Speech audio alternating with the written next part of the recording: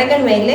இப்போ நம்ம செய்ய போகிறது வந்து ஜீரக சாதம். யூஸ்வலாக இந்த சாதம் வந்து நீங்கள் குக்கரில் வந்து செய்வீங்க. எப்படி அதில் போட பட்டாணி போட்டு நீங்கள் குக்கரில் ஒன்றா சேர்த்து எல்லாம் வேக வைப்பீங்க. ஆனால் இன்றைக்கி நான் வந்து வேக வச்சு வடித்த சாதத்தில் நான் வந்து பண்ணிகிட்ருக்கேன். ஏன்னா இதுவும் ஒரு வெரைட்டி. அப்படியே நீங்கள் பண்ணலாம், இப்படியும் நீங்கள் பண்ணலாம். சரி, குக்கரில் பண்ணும்போது நீங்கள் வந்து பட்டாணி போடுங்க. இப்போ இதில் இப்படி பண்ணும்போது நீங்கள் தயவு செஞ்சு பட்டாணி போடாதீங்க. ஏன்னா அது வேகிறதுக்கு கொஞ்சம் டைம் எடுக்கும். அதனால தான். சாதத்துக்கு தேவையான அளவு எண்ணெய் சூடாயிடுச்சு. கடுகு, உளுத்தம்பருப்பு, கடுகு வெடிக்க ஆரம்பிச்சிச்சு.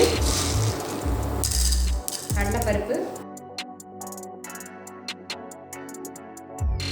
ஆக்சுவலாக இந்த சாதம் வந்து கொஞ்சம் பிரியாணி டேஸ்ட் உங்களுக்கு கொஞ்சம் கொடுக்கும். கடலைப்பருப்பு இது ஆயிடுச்சு. இப்போது ஜீரகம். ஜீரக சாதம்ன்றதால ஜீரகத்தை கொஞ்சம் நிறைய போட்டுக்கோங்க.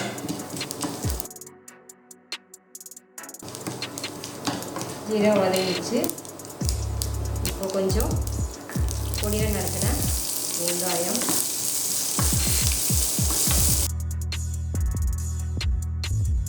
காரத்துக்கு பச்சை மிளகாய், கொஞ்சம் இஞ்சி பூண்டு பேஸ்ட். அந்த இஞ்சி பூண்டோட பச்சை வாசனை போகிற வரைக்கும் கொஞ்சம் நல்லா வதக்குங்க. அதுக்கு தேவையான அளவு உப்பு.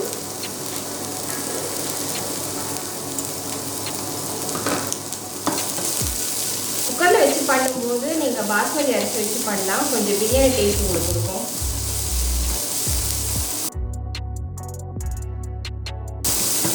இதெல்லாம் நல்லா வதங்கிடுச்சு. இப்போது வேக வச்ச சாதத்தை அதில் போட்டு மிக்ஸ் பண்ணி எடுத்துக்கலாம்.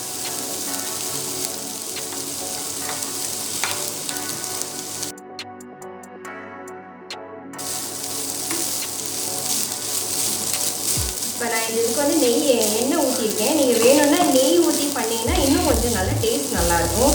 எக்ஸ்ட்ரா ரிச்னஸ்க்காக நீங்கள் வந்து கொஞ்சம் முந்திரி பருப்பு, திராட்சை எல்லாம் கூட போட்டுக்கலாம். உங்களோட விருப்பத்துக்கு ஏற்ற மாதிரி தான் பண்ணிக்கலாம். ஸோ இது சாதம் ரெடி ஆகிடுச்சு. இது ஒரு பவுலில் நம்ம சர்வ் பண்ணிடலாம்.